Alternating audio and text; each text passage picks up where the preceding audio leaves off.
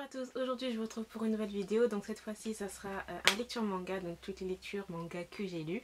Donc il y en a énormément, donc je vais essayer d'être assez rapide et assez concise dans tout ce que je dis. Donc voilà. Donc tout d'abord j'ai lu le 13e tome de Daytime Shooting Star de Mika Yamamori chez Kana. Donc le dernier tome, le tome bonus, que j'ai vraiment beaucoup apprécié. Donc voilà, c'est on a plusieurs nouvelles. Enfin, sur les différents chapitres, en fait, on a plusieurs nouvelles sur des personnages secondaires, des histoires des années après, ou sinon tout simplement des histoires tout à fait nouvelles que j'ai vraiment beaucoup aimé. Franchement, c'est vraiment un tome bonus vraiment pour les fans qui aiment ça. Et puis, le gros plus, j'ai envie de dire, c'est qu'à la fin, on a une histoire entièrement en couleur, donc c'est vraiment très appréciable, j'ai envie de dire. Donc voilà, Daytime Shooting Star, c'est vraiment une très bonne série que j'ai découvert cette année, je crois, 2017 ou 2016, je sais plus, 2016 je crois. Et franchement, je regrette pas du tout d'avoir commencé cette série, un très bon shoujo.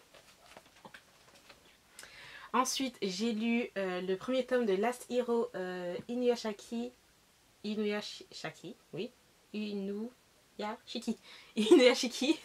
Donc c'est de, je ne sais pas, il n'y a pas de de Hiroya Oku, donc c'est chez Kiun Seinen, que j'ai vraiment beaucoup aimé. Donc un début un petit peu lent, où voilà, je m'attendais à avoir un peu plus d'action, mais l'action est arrivée quand même.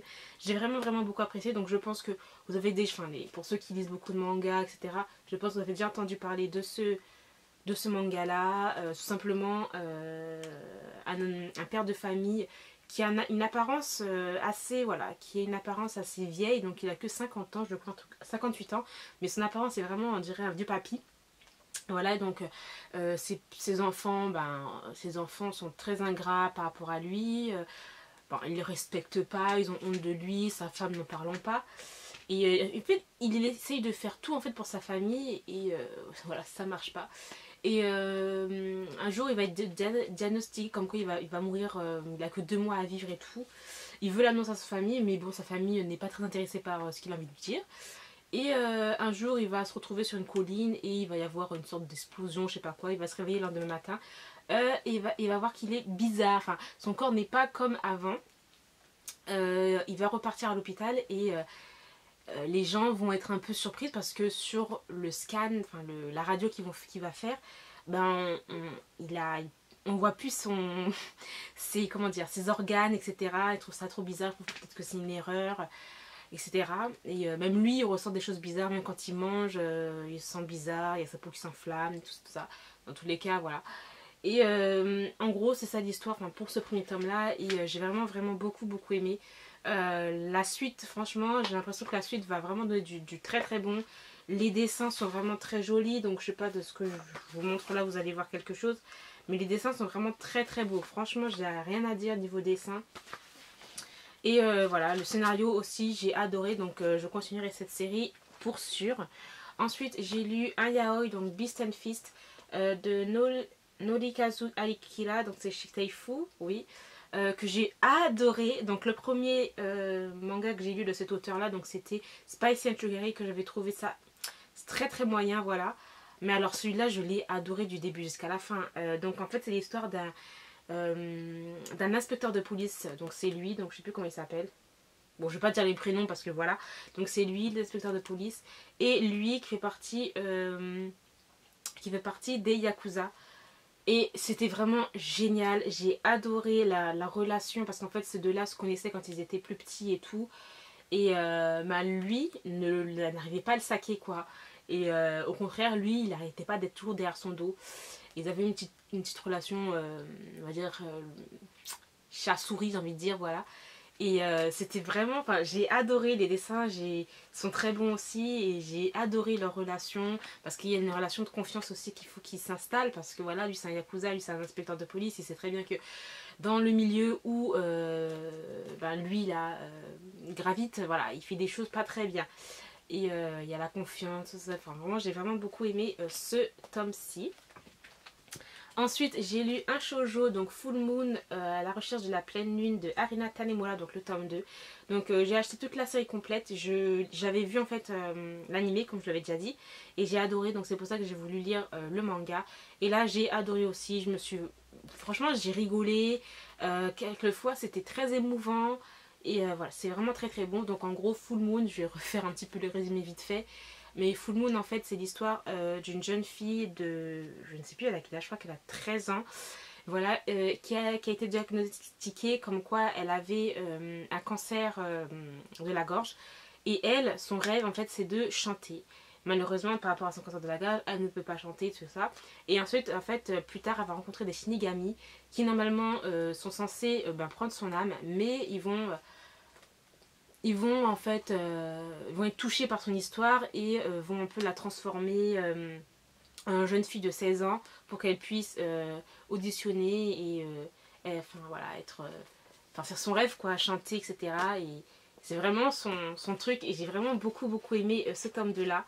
Donc voilà, j'ai beaucoup aimé ce petit shoujo qui est vraiment tout doux. Des fois les dessins de Harina Tanemura sont très humoristiques, donc c'est très marrant en fait. Et voilà, il y a un contraste de c'est très marrant et il y a un contraste de c'est très triste. Donc voilà, j'ai très hâte de lire la suite. Ensuite, j'ai lu le tome 15 de Wolf Girl and Black Prince de Ayako Hata chez Kurokawa. L'avant-dernier tome que j'ai adoré, mais complètement adoré. Voilà, j'ai la relation de Erika et de Sata. Franchement, là, dans ce tome-là, c'était comme ça quoi. Sata, je sais pas, d'un seul coup il est devenu... il a sorti une phrase, je me suis dit mais non mais Sata, t'es sérieux? T'es sérieux? Je pense pas que t'es aussi égoïste. Je dis mais il est vraiment égoïste, mais en même temps je l'ai compris parce que voilà, il a... Vu que par rapport, bon je sais pas si je vous le dis, bon je dis quand même, vu que voilà il a été un peu abandonné par sa mère je crois, ou son père par sa mère, et que voilà, il fait pas confiance aux femmes, et bah je comprends un petit peu pourquoi il a été comme ça dans ce tome là, mais ça se rattrape à la fin. J'ai très hâte de lire le dernier tome, mais j'aurais voulu quand même peut-être, c'est vrai que c'est une longue série quand même, il y a 16 tomes, mais j'aurais voulu quand même qu'il y ait disons 18 tomes, pourquoi pas. Et là on les suit en fait quand ils sont à l'université ou peut-être plus adultes. J'aime bien quand on les voit évoluer, qu'on suit les personnages et en fait l'évolution quand ils deviennent adultes, tout ça. Donc voilà, j'ai adoré, j'ai rien à dire pour ça. Ensuite, j'ai lu le tome 7 de Innocent de Shinichi Sakamoto chez Delcourt Tonkam, que j'ai adoré, toujours adoré. Je prends mon temps pour lire cette série parce que c'est vraiment...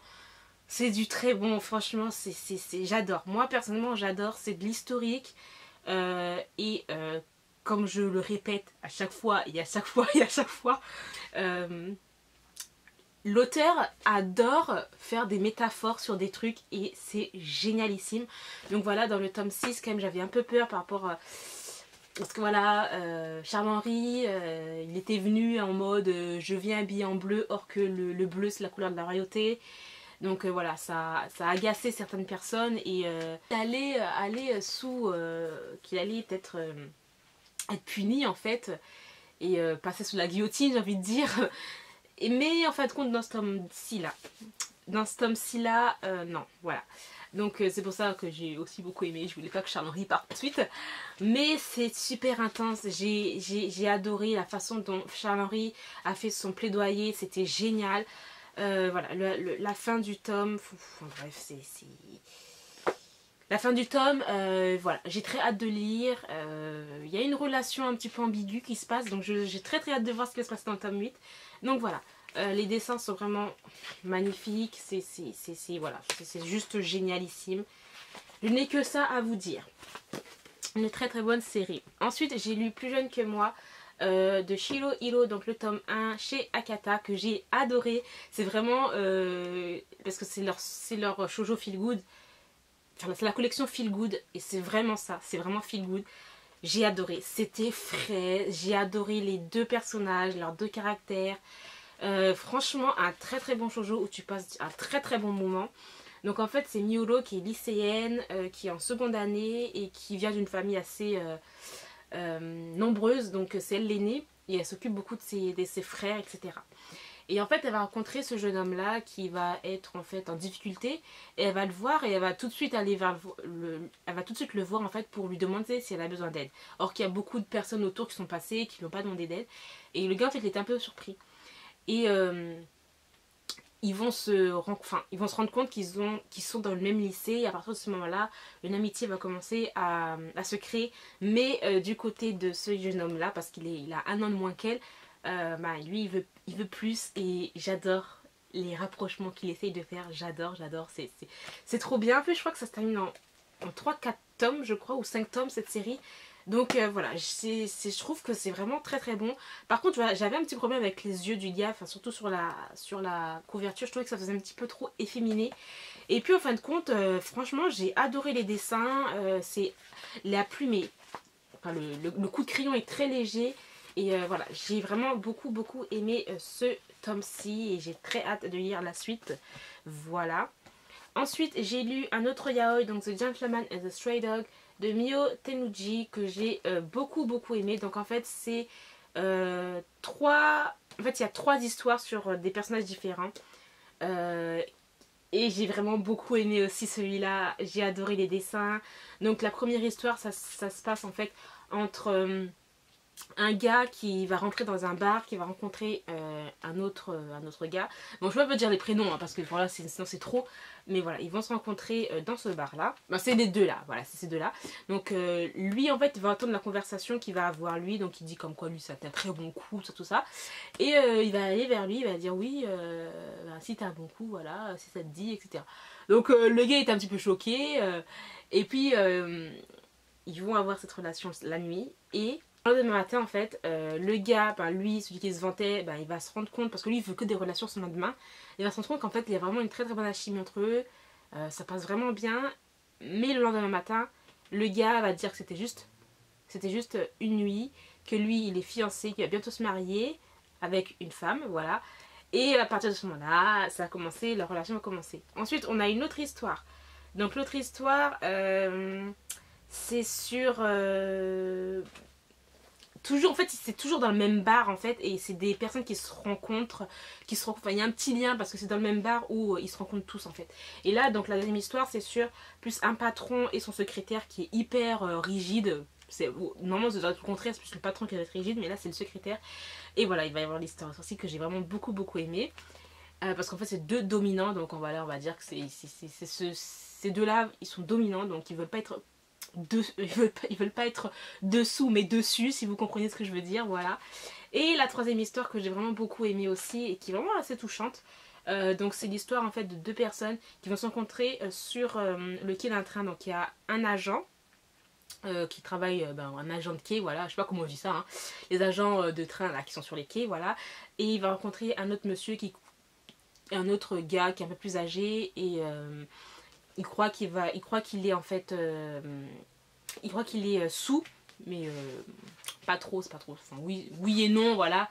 Et voilà, il va y avoir une relation qui va commencer à se construire, mais il va y avoir une petite surprise que j'ai vraiment beaucoup aimé, et c'est pour ça que je trouve que c'était un petit peu, voilà, touchant. Donc voilà pour Stray Dog and the Gentleman, j'ai adoré, les dessins sont très jolis aussi. Par contre, voilà, il y a des scènes explicites, hein, je vais vous dire. Mais j'ai adoré, c'était vraiment... Enfin, j'ai vraiment passé un très bon moment. Ensuite, j'ai lu le tome 5 de Gisèle Alain, de Sui Kasai, donc chez Kyun Seinen. J'ai adoré. Ça fait longtemps que j'ai lu les 4 premiers tomes parce que ça prend énormément de temps, en fait. Enfin, la suite prend énormément de temps à arriver. Je sais pas vraiment il y a combien de tomes, il faudrait que je me renseigne, mais ça fait 10 000 fois que je le dis.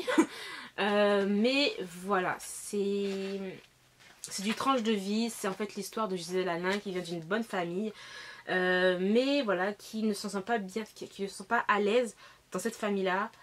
Pourtant, elle est très privilégiée, mais elle va partir de chez elle pour se construire elle-même, et elle va devenir femme à tout faire en fait. Donc s'il y a des gens qui ont besoin d'aide, elle est là pour les aider. Et elle va rencontrer un autre gars qui va, je sais plus comment il s'appelle en fait, Eric. Voilà, elle va rencontrer Eric qui est un petit peu plus âgé que elle. Et une amitié va se... Ben, c'est lui Eric, voilà. Une amitié va se faire, et voilà, ça va... voilà, ça va un petit peu évoluer, tout ça, hein. Je ne dirai pas plus, hein, tome 5, hein. Mais voilà, c'était vraiment très très bon, les dessins sont très jolis, voilà. Et j'aime bien parce qu'on touche à beaucoup de sujets. Clairement, on touche à beaucoup de sujets, c'est du tranche de vie, donc comme je vous le dis, comme je vais vous le dire plusieurs fois, hein, tranche de vie, il n'y a pas d'action, hein, mais c'est très beau. Très très beau, donc voilà. J'ai très hâte de lire la suite quand je ne sais pas quand est-ce qu'elle va sortir, donc c'est ça le problème. Ensuite, j'ai lu le 4e tome de Un baiser au goût de mensonge de Waka Sagami, le 3e tome chez Boys Love, que j'ai adoré. C'est une série que j'aime beaucoup. C'est une série qui se termine pas en 3 tomes. Il y a un 4e tome de ce que j'ai compris. Je ne sais pas quand est-ce qu'il va sortir. Mais dans tous les cas, j'ai adoré cette série, les 3 premiers tomes. Et j'adore l'évolution de ces 2 personnages. Parce qu'en fait, l'histoire de Un baiser au goût de mensonge, c'est l'histoire d'un gars qui est un patron en fait qui est assez froid. Il n'a pas vraiment un comportement humain. Et ouais, très très froid. Et en fait, il va rencontrer celui-là, donc dans un bar toujours. Il va rencontrer celui-là qui est soi-disant barman, et en fait, compte.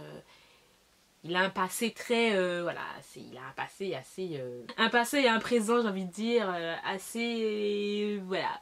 Parce qu'en fait, c'est un escroc, hein, clairement c'est un escroc. Et là, on en sait plus sur son passé à lui, donc c'est lui l'escroc.